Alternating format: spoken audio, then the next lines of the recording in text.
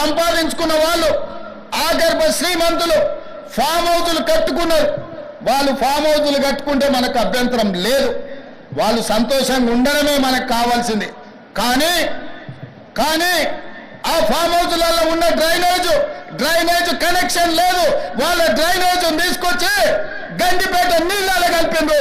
వాళ్ళు వాడిన డ్రైనేజ్ నీళ్లు గండిపేట నీళ్ళలో కలిస్తే ఆ నీళ్లు తాగడానికి నగరానికి ఇస్తున్నాం. నేను అడుగుతున్న మిత్రులారా, ఇవాళ మీరు చెప్పండి, ఎవరో బలిసినోడు కట్టుకున్న ఫామ్ హౌస్ డ్రైనేజ్ నీళ్లు గండిపేట తాగి నీళ్ళలో కలుస్తుంటే ఆ నీళ్ళని నగర ప్రజలకు తాగడానికి ఇస్తే ముఖ్యమంత్రిగా నేను వైఫల్యం చెందినట్టు కాదా? ఒక్కసారి ఆలోచన చెయ్యండి.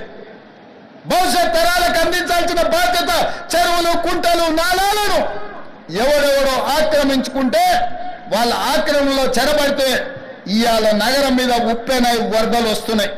ఆ వరదలు ఎక్కడికి వెళ్తున్నాయి? బస్తీలో ఉన్న పేదోళ్ళ ఇళ్లకు పోతున్నాయి. పేదోళ్ళు జీవితకాలం కష్టపడి సంపాదించుకున్న ఫ్రిడ్జ్, టీవీ, మంచము, బట్టలు, కట్టుకున్న బట్టలతో సహా అర్ధరాత్రి పూట వాళ్ళ ఇళ్లకు నీళ్లు వస్తే తడిసి ముద్దయి అనాథలాక రోడ్డు మీద నిలబడాల్సిన పరిస్థితులు వచ్చినాయి.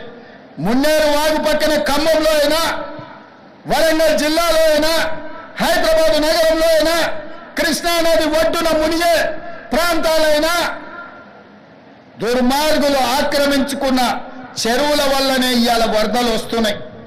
అందుకే హైడ్రాను ప్రారంభించినాం. హైడ్రా స్పెషల్ టాస్కే ఈ చెరువులను ఆక్రమించిన వాళ్ళను చెరబట్టాలని, చెరబట్టిన వాళ్ళ నుంచి విడిపించాలని, అలాంటి వాళ్ళను అవసరమైతే చెరసాలకు తోలాలనేది నా ప్రభుత్వ విధానం. అందులో ఎంత గొప్ప వ్యక్తులున్నా, ఎంత మహామహులున్నా వాళ్ళు చెరువులను వదలక తప్పదు. అందుకే ఈ వేదిక మీద నుంచి గొప్ప వ్యక్తులకు నేను విజ్ఞప్తి చేస్తున్నా, అయ్యా ఆక్రమించుకున్న చెరువులను మీరే వదలండి, గౌరవంగా పక్కకు తప్పుకోండి, నీటిపారుదల శాఖకు అప్పగించండి, మీకేం కావాలనో పోయి దూరంగా కట్టుకోండి.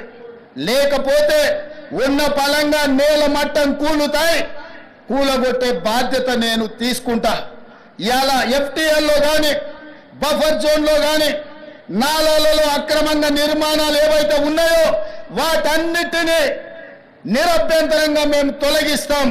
మీరు ఎక్కడికి వెళ్ళినా, మీరు తాత్కాలికంగా కోర్టుల నుంచి ఏమన్నా తెచ్చుకున్నా న్యాయస్థానాలలో కూడా కొట్లాడి ఆ స్కేలను వెకేట్ చేయించి మీరు ఆక్రమణలు తొలగిస్తాం. ఇదే కాదు, ఇవాళ మూసి